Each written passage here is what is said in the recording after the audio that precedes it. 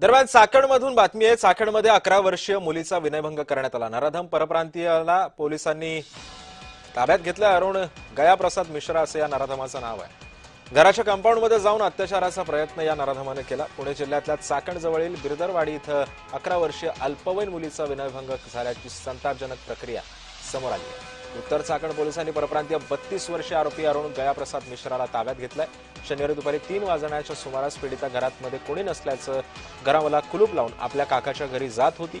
मुलगी एकटी असल्याचं पाहून आरोपीनं घराच्या कंपाऊंडमध्ये प्रवेश केला। तिच्यावरती अत्याचार करण्याचा प्रयत्न केला, मात्र 11 वर्षीय पीडित मुलीनं तिथून पळ काढल्यानं ती वाचली।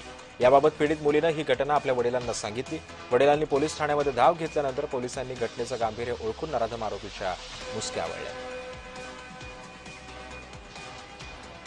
आणि या संदर्भात अधिक माहिती जाणून घेत माझा सहकारी प्रीतम पुरोहित आपल्या सोबत आहे। प्रीतम, आपण बघतोय की नसरापूरचं प्रकरण ताजं आहे आणि यासारख्या घटना वारंवार पुण्यामध्ये घडतायत।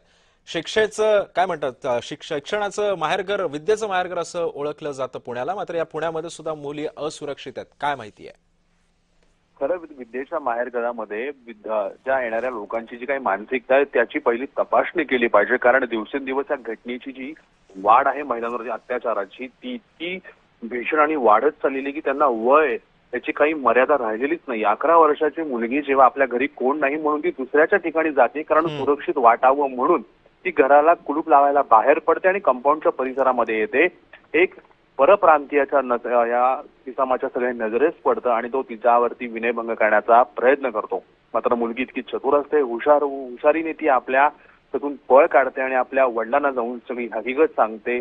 वडील देखील त्या घटनेची लगेच तात्काळ खबरदारी घेत पोलीस स्टेशनला जातात। चाकणच्या उत्तर पोलीस स्टेशनला जाऊन सगळी हकीकत सांगून पोलीस देखील तितक्या ऍक्टिव्हली काम करून त्या परप्रांतीयाला गयाप्रसाद मिश्राला ताब्यात घेतात आणि त्याची सगळ्या चौकशी चालू आहे। खरं तर उत्तर परप्रांतीय तिथे नोकरीसाठी आला होता का? कारण MIDC चाकण MIDC मोठा आहे, तिथे अनेक परप्रांतीय कामानिमित्त येतात। त्यांनी अशा काही घटना केल्यात का, त्याचं काही ट्रॅक रेकॉर्ड आहे का, याची देखील आता सगळं तपासणी सुरू आहे। मात्र त्याच्यामध्ये घटना घडते, पोलीस ऍक्शन घेतात, पण त्याच्यानंतर त्याच्यावरती शिक्षा व्हायला पाहिजे, त्याच्यावर काही त्या विनवणी म्हणजे काही कारवाई व्हायला पाहिजे, याच्यामध्ये कुठेतरी दिरंगाई होते। त्याच्यामुळे असे लोक फोपवतात आणि यांना मेसेज जातो क्लिअर कट की एकदा गुन्हा केला की आपण याच्यातून सुटतो आणि त्यांचं बळ वाढतं। खरं त्याच्यावर कठोर शिक्षा केली, तर खाकीचा धाक दाखवला तर पुन्हा असं कोण कृत्य करणार नाही। त्याच्यामुळे कारवाई जरी झाली तरी ती इतकी कठोर व्हायला पाहिजे की पुढच्यांनी 10 वेळा विचार करायला हवा। इतकी संतप्त भावना आता घडली, कारण पुणे जिल्ह्यातील 3री घटना आहे 2 दिवसामध्ये।